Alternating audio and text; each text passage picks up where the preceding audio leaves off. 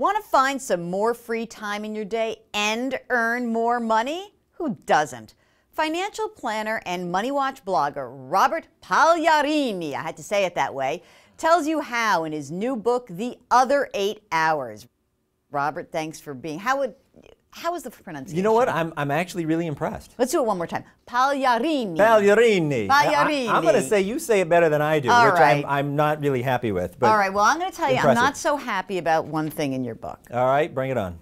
You say this other 8 hours, and I looked at that title, and I was freaking out. And I said to our producer, the other 8 hours, I don't have another 8 hours. You don't have an extra 8 hours a day that you can do whatever you want with? I don't think so.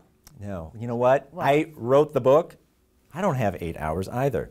The 8 hours are simply that time that we're not sleeping and working. And so it's our time in a way. Obviously, we have a ton of commitments. We're overscheduled. We're overbooked. No one has 8 hours. But maybe you have a half hour. Maybe you have 40 minutes. And in the book, I talk about how to get more of the other 8 hours. Getting a little bit more time here and there so you can invest it into yourself. What's this solution, though? I mean, I'll give you, let me talk about myself for a second, Robert. Let's do it. This week, I worked, the first 2 days of the week, I worked 15 hours on the first day, and I worked 12 and a half hours on the second day. Okay. Now, what am I supposed to do now? I mean, I live by the 24-hour news cycle. I have friends who work, and their jobs are demanding. People are worried about losing their jobs. How can they grab time? Yeah, well, so there are a lot of techniques to get more time, and your situation is a little bit challenging if you're working 15 hours a day. But for, I think, a lot of people, they might work 9 or 10 hours. They might have an hour commute here and there. And so one strategy, it's super, super easy to do, and you can get probably an extra hour or two every single day. It's called PERK. And so what you do is you list all of the activities that you're doing throughout the day. Everything from waking up to brushing your teeth, to taking the kids to school, to laundry, making dinner, everything.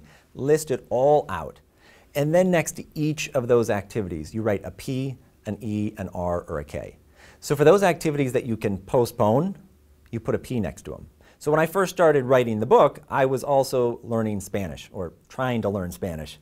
And I decided, you know what, I could try to do both, but I'm going to postpone learning Spanish because I really want to focus on the book. And go down the list. If you see things that you're doing that you just do them out of habit, you're not getting the same results that you used to, put an E next to it. Those are the things that you can completely eliminate. And for the activities that you can reduce, put an R. And for the activities that you just have to keep, you put a K. And so you go down your list of all the stuff you're doing and try to find as many things that you can postpone, eliminate, and reduce as possible. And you're going to free up an extra hour or two every day by doing that. How long did it take you to think of PERK? You know, here's the funny thing with PERK is that in my previous book, I talk about budgeting, and I use the same concept for your expenses. Look at all of your expenses and look at the things that you can postpone to the future, you can eliminate, you can reduce. And so the same concept applies not only to money, but also our time. Now, you also sort of bridge your two worlds, right? Because you talk about how you can actually do this not just for your own mental health, but you can make more money doing this. Absolutely, absolutely. And the first book is really all about traditional financial planning. You know, you have to save, you put money in the 401k, open the IRAs. And so I kind of almost say that doesn't work so well for a lot of people in the new book. I know. And I do this for a living. I mean, I am a financial advisor. But here, let me clarify a bit. Everyone has to do those things. You have to live within your means. You should save for the future.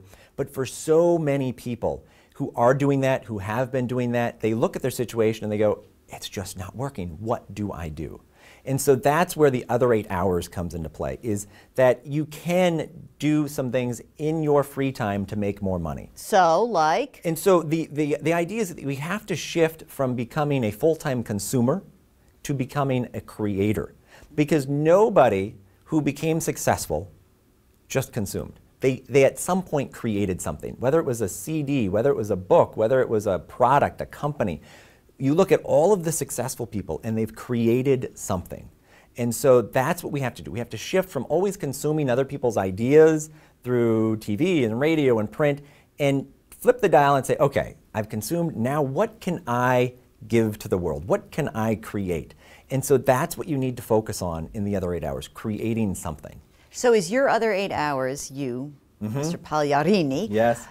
is this like your passion, writing about these things, and your day job is giving financial advice? It's absolutely sort of my other 8 hours. In the day, I have a wealth management firm. I manage people's money. And then in my other 8 hours, which are maybe an extra hour and a half a night, I do a lot of writing, write for CBS, love writing for the blog, and I write these books, and I do TV and other kinds of media, because I love that. That's my passion. It's not my day job, but it's my passion. So after I put in a long day at the office, I come home, and when I do this stuff, it doesn't feel like work, because I love it. Do you feel like this is really, would you like this passion to be your day job?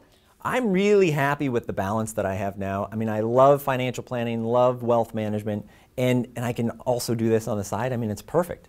You got a perfect life. I want to be like you. There you go. I do have I'm really very grateful for the life that I have. Oh man, it's like such a challenge. The bar is set so high, but I thank you so much, Robert, for joining us. Thanks so much for having me. You can check out Robert's blog, Your Other 8 Hours, on MoneyWatch.com. Thanks for watching.